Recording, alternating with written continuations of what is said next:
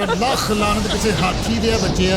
اعوذ باللہ من الشیطان الرجیم، قال اللہ عز وجل بسم اللہ الرحمن الرحیم ویل لکل ہمزۃ لمزہ، ہر تانا دینے والے، عیب لگانے والے کے لیے جہنم کا گڑھا ہے، ہلاکت ہے، بربادی ہے۔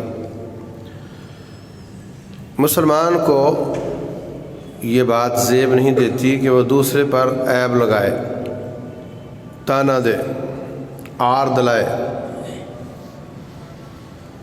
اور اگرچہ یہ کام مذاق کے طور پر ہو یا سنجیدگی کے ساتھ ہو، کسی کو گالی دینا، تانا دینا، لعن طعن کرنا بہت بری بات۔ رسول اللہ صلی اللہ علیہ وسلم فرماتے ہیں سباب المسلم فسوق، مسلمان کو گالی دینا فسق ہے، بندہ فاسق ہو جاتا۔ وقتالہ کفر، اور سے لڑائی کرنا یہ کفر ہے۔ اسی طرح رسول اللہ صلی اللہ علیہ وسلم فرماتے ہیں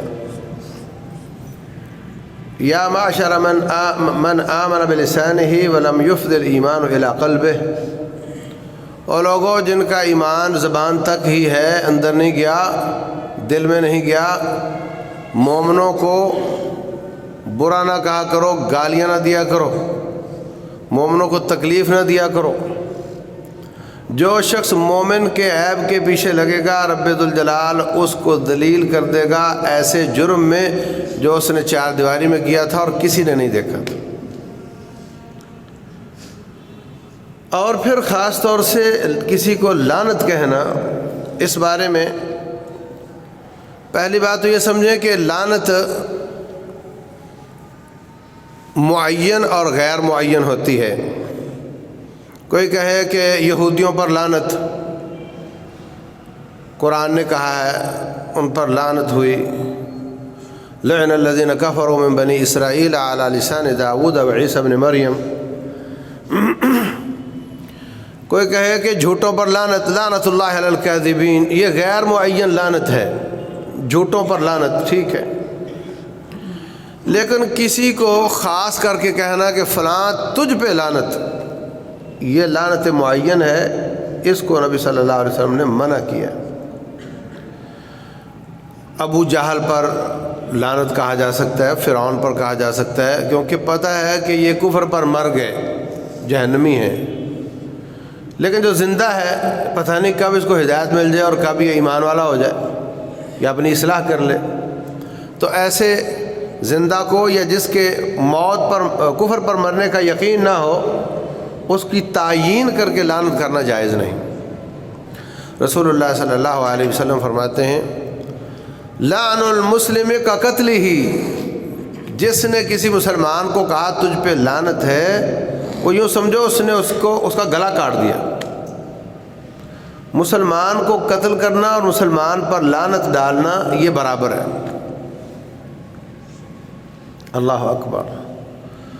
قیامت والے دن یہ امت سابقہ امتوں پر گواہ ہوگی۔ وَكَذَلِكَ جَعَلْنَاكُمْ أُمَّةً وَسَطًا لِتَكُونُوا شُهَدَاءَ عَلَى النَّاسِ وَيَكُونَ الرَّسُولُ عَلَيْكُمْ شَهِيدًا۔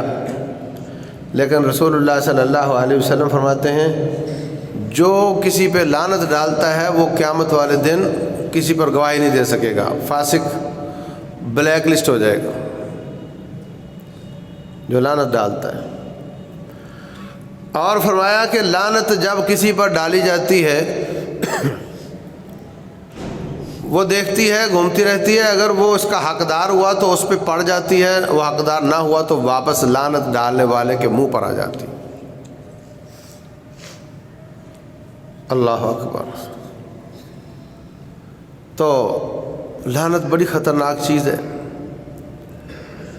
رسول اللہ صلی اللہ علیہ وسلم فرماتے ہیں میں نے جہنم میں جھانک کر دیکھا، معراج کی رات تو دیکھا کہ اس میں اکثر عورتیں ہیں، مرد کم ہیں، عورتیں زیادہ ہیں۔ جنت میں نے جھانک کر دیکھا تو اس میں فقراء زیادہ تھے، امیر کم تھے،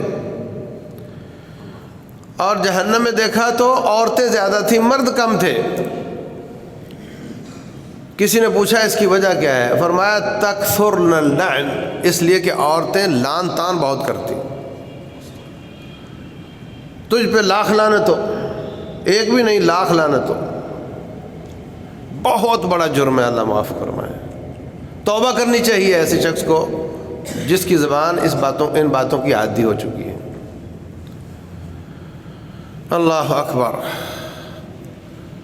وہ اس وجہ سے جہنم میں ہیں کہ وہ زیادہ لعن طعن کرتی ہیں، لعنتیں بہت ڈالتی ہیں، اور اگر کوئی مرد اس بیماری میں مبتلا ہو اور توبہ نصیب نہ ہو تو اس کا ٹھکانہ بھی وہی ہوگا، اللہ محفوظ رکھے۔ اس لیے کہ لعنت بڑی خطرناک چیز ہے۔ لعنت کا معنی اللہ تجھے رحمت سے دور کر دے، اس سے بڑی بد دعا کیا ہو سکتی ہے؟ یاد رکھو، کوئی شخص اپنی نیکیوں کے ساتھ جنت میں نہیں جا سکتا۔ رسول اللہ صلی اللہ علیہ وسلم فرماتے ہیں لن يدخل احد الجنت بعملہ، میں بھی اللہ کی رحمت کے ساتھ جنت میں جاؤں گا، یہ فرمایا رسول اللہ صلی اللہ علیہ وسلم۔ تو ہم اپنے نیک اعمال سے جنت میں نہیں جا سکتے کا معنی یہ کہ ہماری نیکیاں جنت کی قیمت نہیں۔ جیسے آپ نے اگر 100 روپے کی کلو چینی ہو تو آپ 100 روپیہ دیں اور کہیں کہ مجھے کلو چینی دو، اگر وہ آدھا کلو دے تو آپ کلیم کریں پورا کلو کیوں نہیں دیتا، میں نے پیسے دیے۔ لیکن کیا نیکیاں کر کے آپ رب سے کہہ سکتے ہو کہ آپ مجھے جنت کیوں نہیں دیتے، میں نے نیکی کی ہے؟ نہیں کہہ سکتے۔ ہماری نیکیاں تو شاید اللہ کی دنیا میں دی ہوئی نعمتوں میں سے کسی ایک نعمت کا بھی مقابلہ نہیں کر سکتی۔ ایک زبان اور ایک آنکھ کی نعمت کے مقابلے میں ہماری نیکیاں کم ہیں۔ اور پھر جب اللہ تعالیٰ نے ہمیں پیدا کیا ہے، ہم اس کے غلام ہیں، تو مزدوری کیوں مانگیں؟ کس منہ سے مزدوری مانگتے ہیں؟